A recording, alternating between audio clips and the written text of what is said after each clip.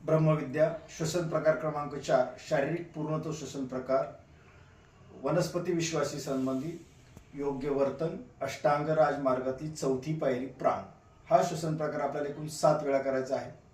याची स्थिती दुसऱ्या तिसऱ्या प्रमाणेच आहे। दोन्ही पायांच्या टाचा एकमेकांना जुळवायच्या, पायामध्ये 45 अंशाचा कोन करायचा आहे, दोन्ही पायांची बोटं जमिनीला घट्ट आवळायची। त्याच वेळेला आपल्याला पोटऱ्या आवळताना दोन्ही टाचांच्या मध्ये कुठलेही वस्त्र येणार नाही याची दक्षता घ्यायची। गुडघे मागच्या बाजूला ढकलून वरच्या बाजूला ताण द्यायचा आहे, मांड्या आवळायच्या, कुल्ले आवळायचे, कमरेपर्यंत संपूर्ण शरीर आवळल्यानंतर हातांची स्थिती आपल्या चेहऱ्याच्या समोर सरळ ठेवून ताण आणवायचा अंगठेवर। या स्थिती ही झाली या प्रकाराची स्थिती। आपण यावेळेला उच्छ्वास करून श्वास घेताना चारही बोटांनी मुठी आवळणार आहोत आणि वरून अंगठ्याने दाब देणार आहोत। दाताच्या फटीतून उच्छ्वास,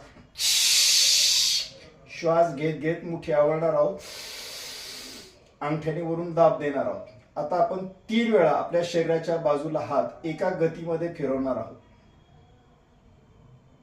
1 पुन्हा समोर, 2 पुन्हा समोर, 3 पुन्हा समोर। सरळ खाली येताना दाताच्या फटीतून उच्छ्वास करताना आपल्या दोन्ही हातांच्या मुठी सैल सोडायच्या आहेत। पहा, शरीराकडे पहा, श्वासाकडे पहा। शरीर गरम झाले, श्वास जोरात चालले। काही वेळ श्वासाचं निरीक्षण केल्यानंतर श्वास हलका शांत होत आहे। 7 वेळा केल्यानंतर याचा विश्रांती पाठ आपण म्हणणार आहोत, तेव्हा हा श्वसन प्रकार पूर्ण होतो।